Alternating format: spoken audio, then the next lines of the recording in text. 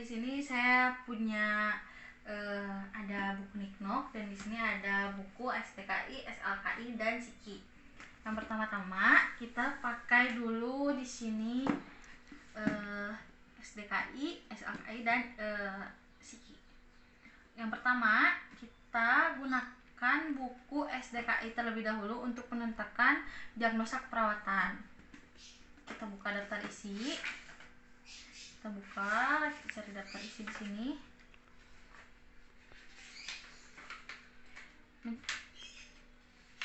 Nah, di sini kita pilih diagnosa apa yang mau kita tegakkan. Misalkan di sini gangguan pola tidur, ada di halaman 126. Kita buka halaman 126. Nah, jika sudah ditemukan, di sini ada gangguan pola tidur, ada definisi, penyebab, gejala tanda mayor, gejala tanda minor. Kita pilih salah satunya, misalkan di sini penyebabnya yaitu kurang kontrol tidur. Nah, berarti di sini gangguan pola tidur berhubungan dengan kurang kontrol tidur dibuktikan dengan, lalu kita pilih gejala dan tanda mayornya. Misalkan di sininya mengeluh sulit tidur, dibuktikan dengan mengeluh sulit tidur, lalu mengeluh istirahat tidak cukup.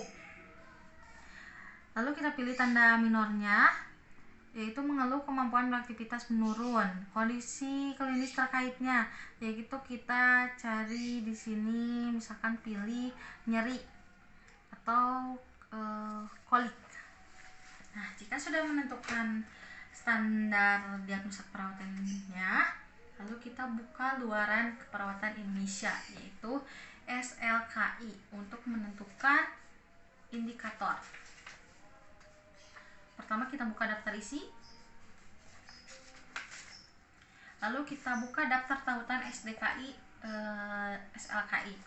Kita di sini cari gangguan pola tidur. Nah, di sini ada di halaman 160. Kita cari 160, kita buka. Nah, sudah ketemu ya. Di sini ada gangguan pola tidur. Di sini kita pilih salah satunya, misalnya di sini ada luaran utama dan luaran tambahan. Di sini luaran utamanya pola tidur, lalu luaran tambahannya misalkan status kenyamanan. Kita kembali lagi ke daftar isi, lalu kita cari di sini pola tidur. Nah, di sini ada di halaman 96. Jangan lupa kita tandai terlebih dahulu agar tidak pusing. 96 kita buka. Nah, di sini ada pola tidur. Kita pilih indikatornya. Di sini ada definisi, ekspektasi membaik, kriteria hasil. Nah, misalkan di sini adalah keluhan sulit tidur. Nah, dari awalnya cukup meningkat, kriteria hasilnya yaitu kita ingin menurun, yaitu angka 1. Terus di sini kita pilih lagi, misalkan keluhan pola istirahat tidak cukup, dari awalnya sama 4, cukup meningkat, kriteria hasil yang kita inginkan yaitu 1, yaitu menurun. Nah, lalu kita buka kembali di halaman 160. Kita tadi pilih di sini status kenyamanan. Lalu kita buka kembali daftar isi,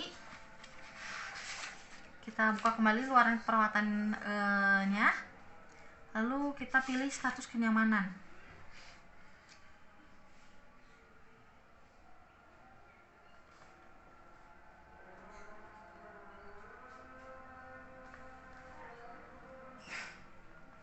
Nah, ada di halaman 110. Kita buka halaman 110.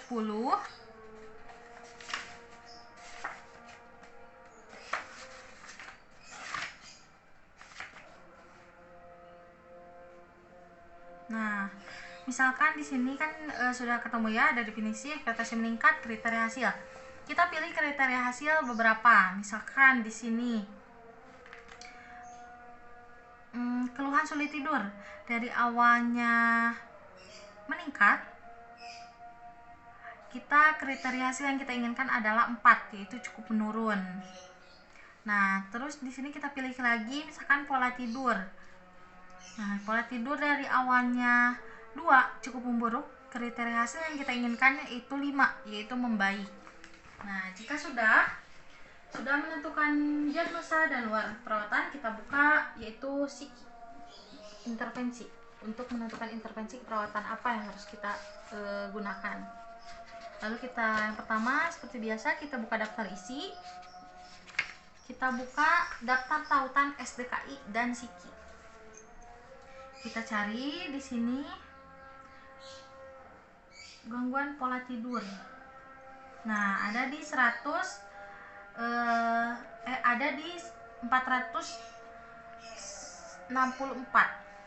Kita buka 464.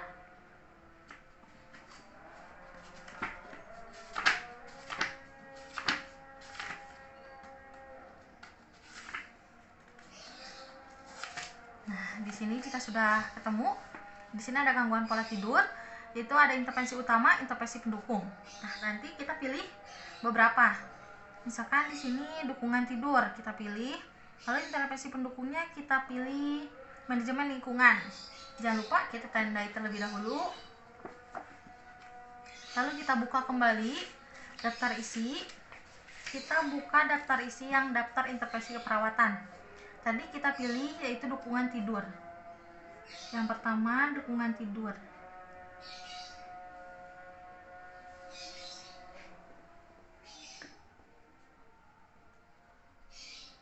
Nah, ada di halaman 48. Kita buka halaman 48.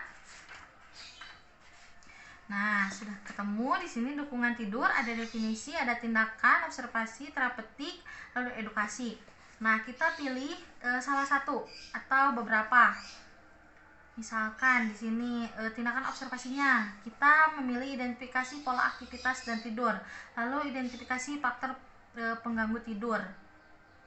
Lalu terapeutiknya, kita misalkan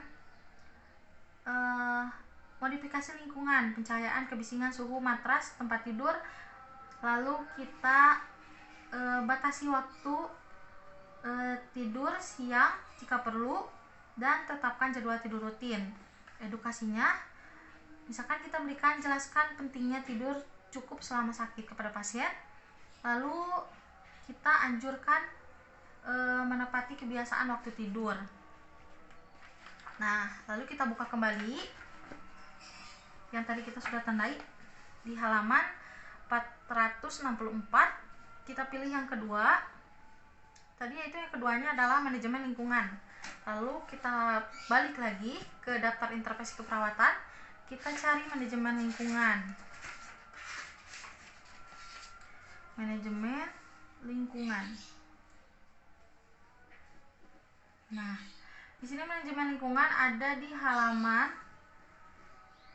194.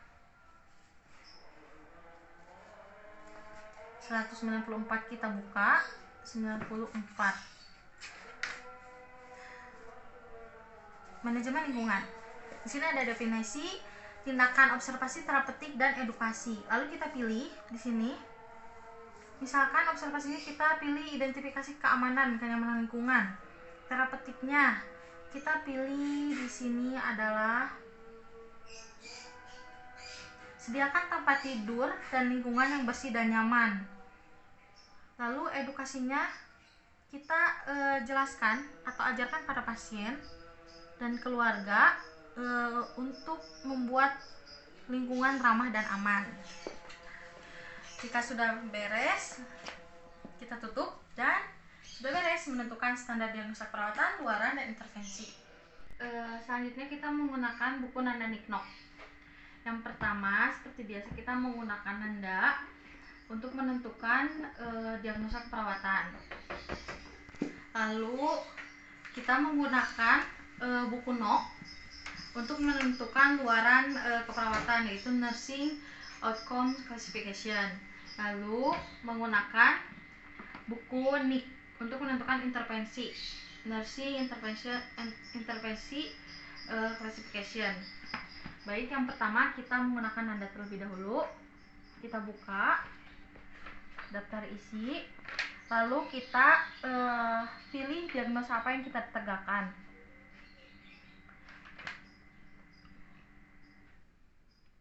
Misalkan di sini kita pilih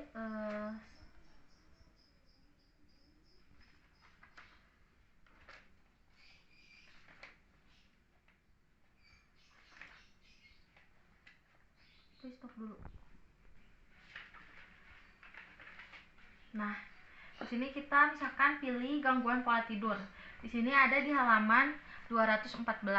Kita cari halaman 214, kita buka 214. Nah, di sini ada gangguan pola tidur, di sini ada definisi, batasan karakteristik, faktor yang berhubungan dan kondisi terkait. Lalu kita pilih di sini batasan karakteristiknya. Misalkan saya pilih di sini adalah tidak merasa cukup istirahat, lalu ketidakpuasan tidur. Misalkan faktor yang berhubungannya yaitu adalah kendala lingkungan dan pola tidur tidak menyehatkan. Kondisi terkait yaitu imobilitas. Nah, jika sudah menentukan diagnosa, lalu kita buka buku NOC untuk menentukan luarannya. Kita buka terlebih dahulu daftar isinya. Nah, di sini daftar isi. Di sini ada bagian 1, 2, 3, dan di sini ada bagian 4. Yang pertama, kita buka dulu bagian 4. Kita cari di sini adalah gangguan pola tidur. Nah, di sini ada pola tidur gangguan di halaman 658. Kita buka halaman 658.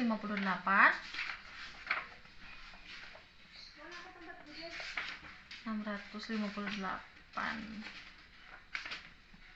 Nah, di sini sudah ketemu ya. Di sini ada pola tidur gangguan. Nah, di sini ada definisi, outcome untuk mengukur penyelesaian dari diagnosis, outcome tambahan untuk mengukur batasan karakteristik, outcome yang berkaitan dengan faktor yang berhubungan dengan outcome menengah. Nah, kita pilih di sini, saya pilih tidur, lalu di sini saya pilih status kenyamanan lingkungan dan efek yang mengganggu.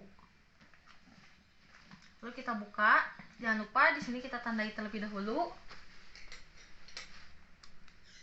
Kita tandai.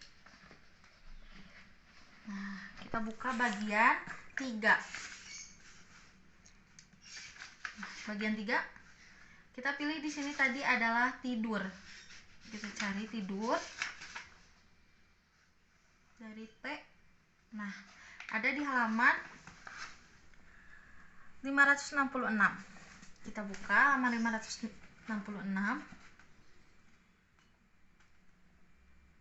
Nah, di sini kita ada definisi, lalu skala target outcome, lalu di sini skala outcome keseluruhan. Nah, di sini kita pilih beberapa skala atau beberapa indikator.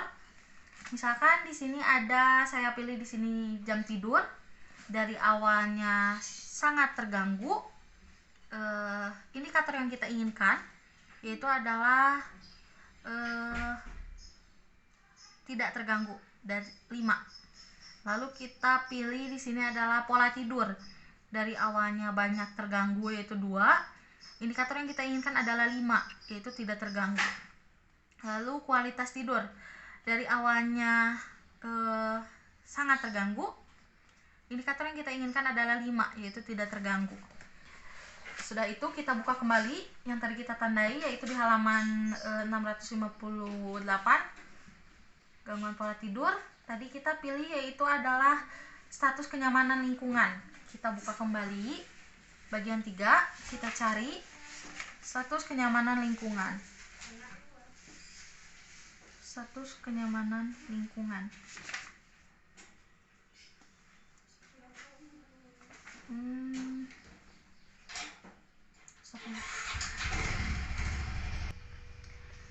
Nah, Nah, status kenyamanan lingkungan ada di 530. Kita buka halaman 530. Kenyamanan lingkungan 530. Nah, status kenyamanan lingkungan. Lalu kita pilih beberapa indikator seperti tadi. Di sini kita pilih lingkungan yang kondusif untuk tidur. Dari awalnya banyak terganggu, indikator yang kita inginkan adalah tidak terganggu, yaitu 5. Lalu kita pilih tempat tidur yang nyaman. Dari awalnya cukup terganggu, indikator yang kita inginkan adalah 5, yaitu tidak terganggu. Nah, sudah itu kita buka kembali. Kita tadi pilihan yang terakhir adalah efek yang mengganggu. Kita pilih kelelahan efek yang mengganggu, kita cari di bagian 3 lagi.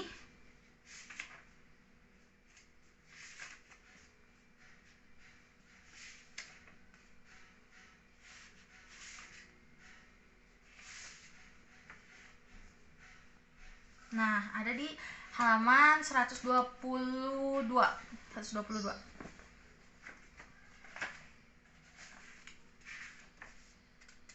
Nah, di sini kan ada beberapa. Kita pilih lagi. Misalkan di sini kita pilihannya adalah penurunan energi. Dari awalnya cukup berat, yang kita inginkan adalah 5, yaitu tidak ada. Lalu di sini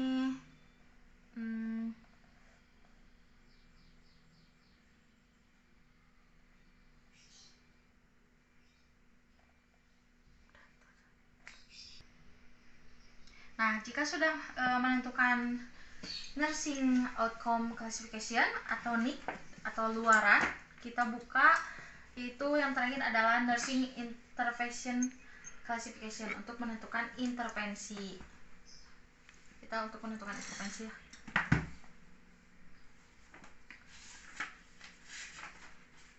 Lalu kita buka daftar isi. Daftar isi sama seperti tadi, ada bagian 1, bagian 2, bagian 3. Lalu di sini ada bagian 4 dan bagian 5, 6. Nah, di sini kita cari di bagian 6, itu intervensi NIC dikaitkan dengan diagnosa Nanda.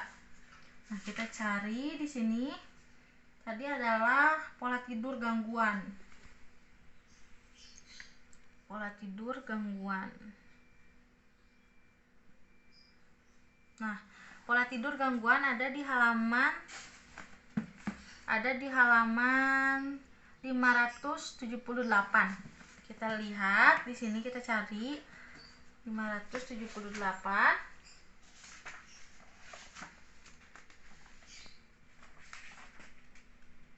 Nah, pola tidur gangguan. Di sini kita misalkan pilih beberapa. Yang saya pilih di sini peningkatan tidur. Lalu saya pilih manajemen lingkungan nyaman. Lalu kita tandai terlebih dahulu seperti biasa. Kita masuk ke daftar isi lagi. Kita pilih daftar isi bagian 3 atau klasifikasi. Tadi kita pilih tidur. Kita cari tidur di sini. Tidur.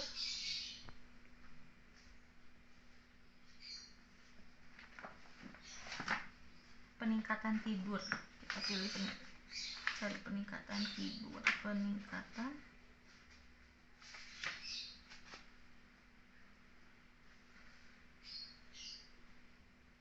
Nah, peningkatan tidur ada di halaman 348. Kita buka halaman 348.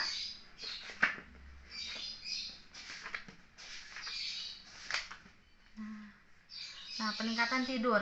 Di sini ada beberapa intervensi, ada definisi aktivitas-aktivitas. Kita pilih salah satu atau beberapa. Saya pilih di sini adalah tentukan pola tidur atau aktivitas pasien. Lalu pilih monitor atau catat tidur pasien dan jumlah jam. Lalu saya di sini memilih monitor pola tidur pasien dan catat kondisi fisik, misalnya apnea tidur, sumbatan jalan napas, nyeri, ketidaknyamanan, frekuensi buang air kecil, dan atau psikologis, misalnya ketakutan, kecemasan, dan keadaan yang mengganggu tidur. Lalu di sini jelaskan pentingnya tidur yang cukup selama kehamilan atau sakit. Nah, sudah itu kita kembali lagi ke halaman 578. Tadi yang kita pilih adalah manajemen lingkungan. Kita cari manajemen lingkungan di daftar isi bagian 3. Manajemen lingkungan. Nah, manajemen lingkungan ada di 191, 192.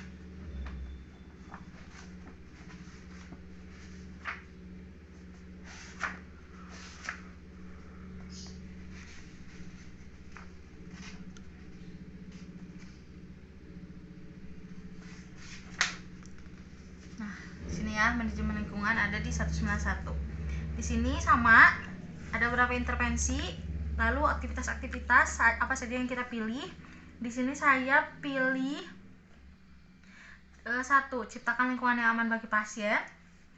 Lalu 2. Sediakan tempat tidur dengan ketinggian yang rendah yang sesuai. Lalu di sini saya pilih lagi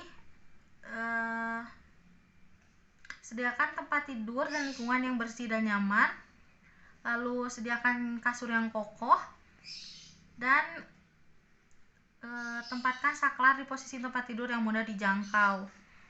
Begitu beberapa intervensi yang saya pilih. Dan sudah selesai menggunakan buku Nanda Niknok dan SLKI, Siki, dan SDKI. Terima kasih. Mohon maaf jika banyak kekurangan. Wassalamualaikum warahmatullahi wabarakatuh.